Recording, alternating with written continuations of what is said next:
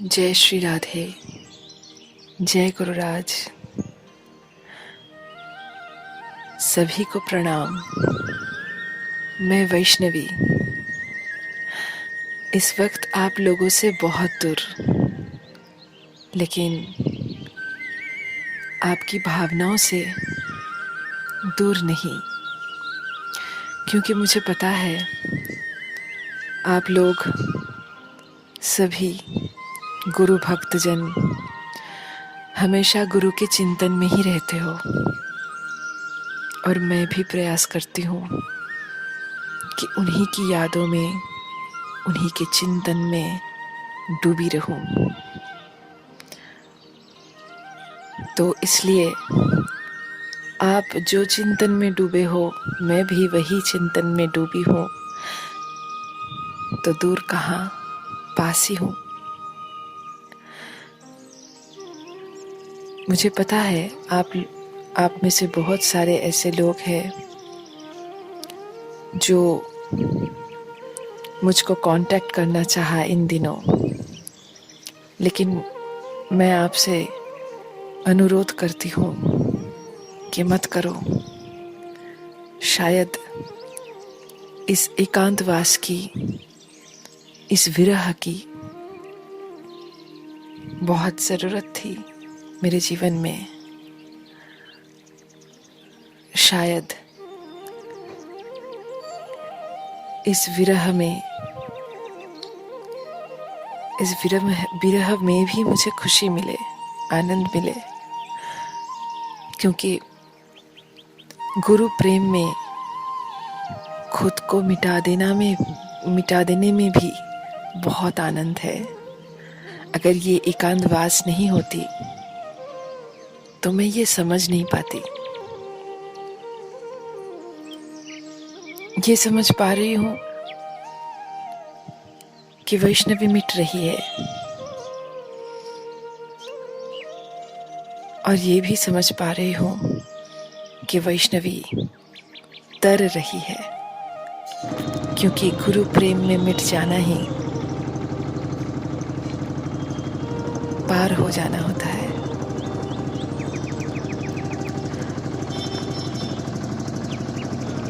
यहाँ एकांत में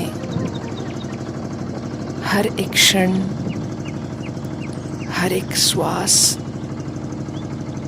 हर एक धड़कन में सिर्फ और सिर्फ मेरी गुरु के चिंतन और उनकी प्रेम, उनकी यादें। 25 सालों से मैंने मेरे सद्गुरु भगवान के लिए प्रतीक्षा की है, साधन की है, कृच्छ साधन की है, बहुत कठिन तप की है। भारतवर्ष की हर एक कोने में अपने सद्गुरु भगवान को खोजते हुए मैं पहुंची हूँ, और आज जब मैं उन्हीं के विरह में एकांत बैठी हूँ तो उन सब दिनों की याद बहुत आती है। उस याद में भी बहुत आनंद है। तो मैंने सोची कि ये सब यादें आप लोगों के साथ बांट लूं, तो आपको भी पता चले कि सद्गुरु क्या चीज होते हैं, सद्गुरु की क्या महिमा होती है, सद्गुरु मिले तो क्या खुशी होती है, और ना मिले तो क्या होता है। एक साधक के जीवन में, एक त्यागी के जीवन में, एक सन्यासी के जीवन में सद्गुरु उसकी भूख होती है, उसकी प्यास होती है, उसकी साधन, आसन, जप, तप, श्रृंगार, तिलक, माला, सब कुछ गुरु होते हैं। जो सद्गुरु नहीं तो इन चीजों की कोई मायने नहीं, कोई जरूरत भी नहीं। और अगर सद्गुरु उसको अपना ले, वो सद्गुरु के नित्य सेवा में जुड़ जाए, तो इन सभी की माने होती है, अहमियत होती है, महिमा होती है। नहीं तो सब कुछ शून्य होती है।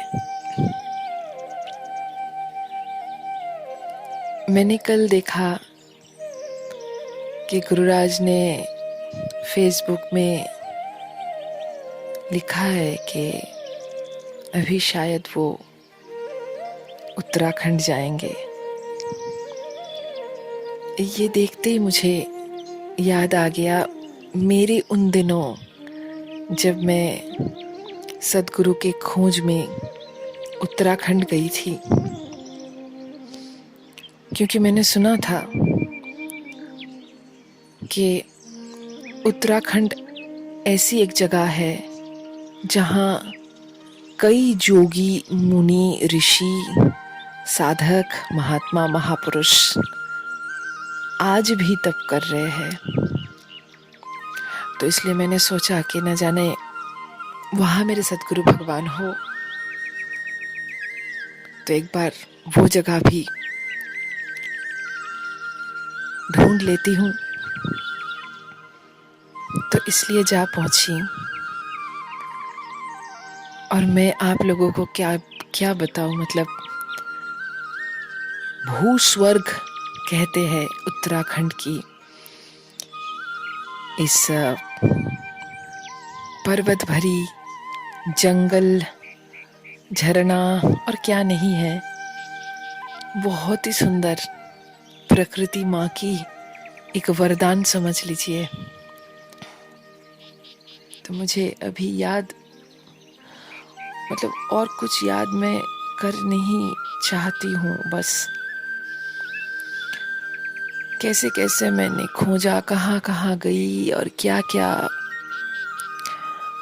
तजुर्बा हुआ, कैसे कैसे मैंने उनको मिस किया अपने जीवन में। जब भी कोई अच्छी चीज देखती थी, जब भी कोई प्रकृति के सौंदर्य मुझे भा जाती थी, तभी मैंने सिर्फ और सिर्फ मेरे गुरु को मिस किया, मेरे सद्गुरु को मिस किया। हर एक गजल में, भजन की हर एक पद में, हर एक नज़्म में सिर्फ उनको मिस किया।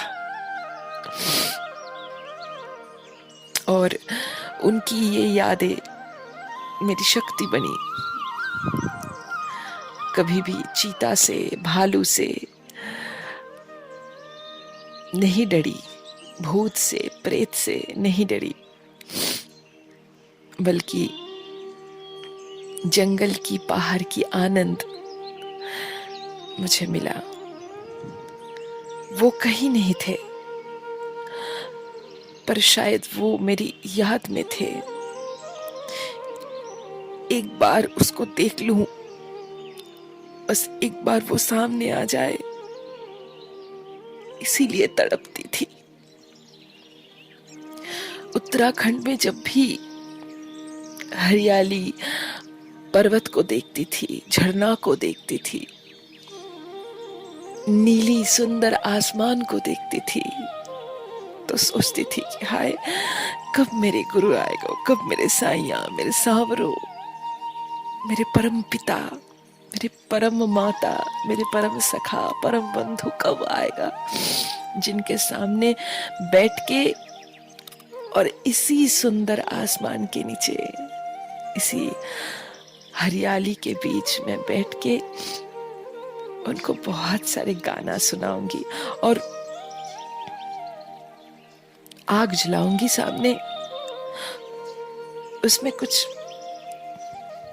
ना कुछ बनाऊंगी उनके लिए, बहुत स्वादिष्ट स्वादिष्ट भोजन जला के कुछ, जैसे साधु बनाते हैं ना, आग में जला के टिक्कर और भी बहुत कुछ, बहुत स्वादिष्ट बनाऊंगी और उन्हें खिलाऊंगी। यही सब सोचती रहती थी। तो आज यही सब यादें, हाँ, तो सोचा कि आप लोग सभी रसिक हो, आप लोगों के साथ बांट लूं।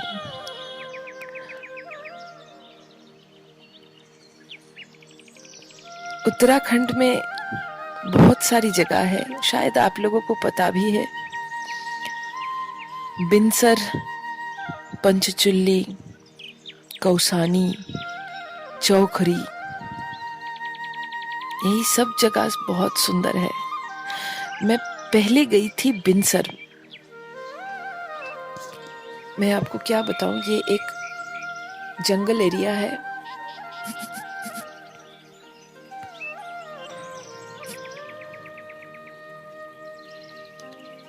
घनी जंगल, यहाँ चीता और भालू की घर है, समझ लीजिए। सुबह में भी जंगल के अंदर बिना लाइट के, बिना टॉर्च के कुछ भी दिखाई नहीं देता है, पर बहुत ही खूबसूरत है। हरियाली से भरी पर्वत। शाम को 6 बजे के बाद बाहर निकलना मना है। रहने के लिए यहाँ बस 2 ही जगह है, एक सरकारी है और एक बेसरकारी है। रात को जब अंधकार हो जाता है तब बिजली यहाँ नहीं रहती। शाम को 6 बजे बिजली कट हो जाते हैं और मोमबत्ती, हर एक रूम में बस मोमबत्ती जलते हैं और बाकी के अंधकार। और ये समय यहाँ की बेहतरीन समय है। यहाँ की तारों से भरी नीली झिलमिलाती आकाश इतनी सुंदर होते हैं कि देखकर लगता है जैसे राधा रानी के नीली चुनर। पहाड़ियों के ऊपर ये एक खूबसूरत सा जंगल है। यहाँ से शहर, बाजार 20 किलोमीटर नीचे उतरना पड़ेगा आपको, फिर बाजार मिलेगा। और लेकिन यहाँ रहने की जो जगह है वो बहुत बढ़िया इंतज़ाम है, मतलब कोई दिक्कत नहीं। रूम के साइज और बहुत साफ सुथरा, एकदम वीआईपी टाइप की सब कुछ सुविधा वहाँ पर है। और खाने को भी सभी सामान उपलब्ध है। यहाँ चीता और भालू के लिए कोई भी एनिमल प्रोटीन अलाउड नहीं है। ऐसे ही सब कुछ शाकाहारी भोजन की व्यवस्था है। मैं उत्तराखंड की बहुत सारी ऐसी जगह मेरे सदगुरु भगवान को खोज करते हुए पहुंची थी, लेकिन आप नहीं मिले वहां। क्या पता आप वृंदावन में भी बैठे हो।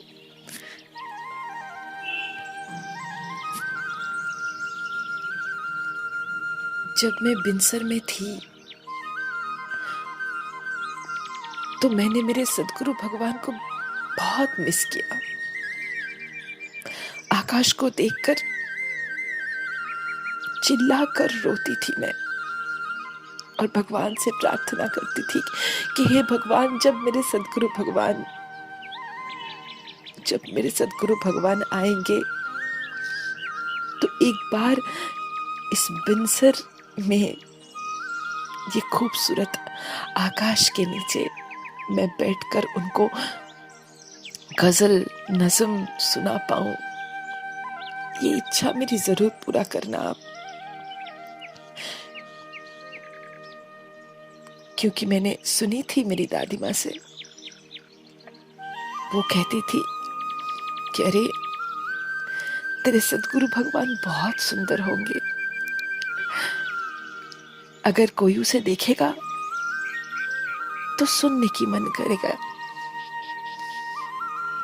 और अगर कोई उसे सुनेगा तो बिना देखे रह नहीं पाएगा। तो इसलिए मैं सोचती थी कि एक बार देखूं ये बिनसर की हरियाली, ये पर्वत, राधा रानी के नीली चुनर जैसी आकाश, ये ज्यादा सुंदर है या मेरे गुरुराज ज्यादा सुंदर है। एक बार देखो। मुझे पता था कि मेरे गुरुवर ही सुंदर होंगे, लेकिन फिर भी न जाने क्यों बहुत लोभ होती थी।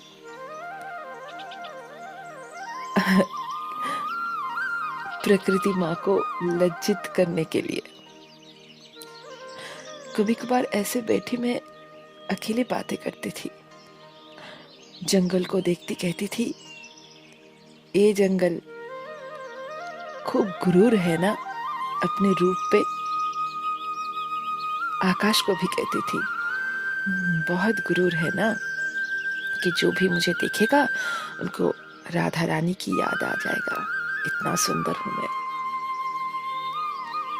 अरे रुक जा, एक बार मेरे सदगुरु भगवान यहाँ पधार जाए, एक बार आ जाए तो तुम लज्जित हो जाओगे। पर्वत उनकी जटा को देख के शर्मा जाएगा, हरियाली उनकी बातों की खनक सुन के भाग जाएगा शर्मा के। ऐसे मन ही मन में बातें करती थी, और बंगला में बहुत सारी गाना लिखती थी। रोमांटिक सॉन्ग्स थे। सभी समझते थे कि मुझे किसी से प्रेम हो गया है, कोई बॉयफ्रेंड। लेकिन मैं जानती थी कि सभी बस उन्हीं के लिए है।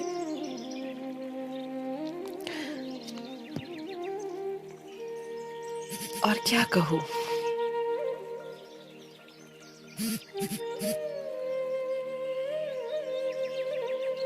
सुबह जब निकलती थी मॉर्निंग वॉक के लिए, पर्वत को चीर के पगडंडियों की हरियाली रास्ते से जब मैं चलती थी, वो जंगल की रास्ता सुनसान होते, वो वहां ज्यादा लोग नहीं रहता। जंगल में कौन रहेगा, बस 2-4 टूरिस्ट, वो भी हर वक्त नहीं। तो वो सुनसान रास्ते में सिर्फ तरह तरह के पंछियां और हिरनों के अलावा और कुछ नहीं होता था। बहुत सारे हिरने होते थे वहां पे, और मैं सोचती थी कि हे भगवान, आज, बस आज, आज ही इस रास्ते में चलते चलते मेरे गुरुराज भगवान मुझे मिल जाए, मेरे सावरे मुझे एक बार दिख जाए, बाहें फैल कर एक बार मुझे बुलाए कि आजा, आजा, मैं ही हूँ तेरे परम पिता, तेरे परम सखा। तू मुझे ही खोज रही थी ना, देख मैं आ गया। लेकिन महाराज आप आते नहीं थे। मैंने आपको प्रकृति के हर एक दिशा में खोजी, हर एक रूप में, हर एक रंग में, हर एक रस में, बस खोजती रही, बुलाती रही, रोती रही, और जिद बढ़ती गई। मैं सोचती थी कि जब मैं यहाँ आई हूँ धरती पर, जब मेरी सांसें यहाँ चल रही है, तो तू इतना कठोर तो नहीं कि मुझे अकेले भेज दे। नहीं, कहीं ना कहीं वो आए होंगे, जरूर पधारे होंगे। उनकी श्वास चल रही है यहाँ, इसीलिए मेरी भी सांस चल रही है। और जिद थी कि आपको बुलाना पड़ेगा, मुझे बुलाना पड़ेगा। अगर नहीं आए हो तो आना पड़ेगा, चाहे वो मुझसे उम्र में छोटे क्यों ना हो। लेकिन हाँ, एक बात थी, मुझे विश्वास थी, भरोसा थी मेरी दादी माँ के वचन के ऊपर। उन्होंने जब कहा है कि आ गए हैं तो जरूर आ गए हैं। बस मुझे उन तक पहुंचना है।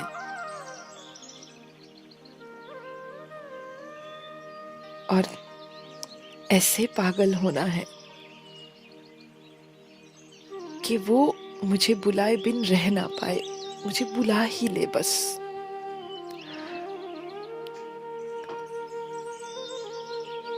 तो आज मैंने आप लोगों से उत्तराखंड की एक जगह के बारे में बताई, बिनसर। अगर गुरुराज ने चाहा, अगर आपको अच्छा लगे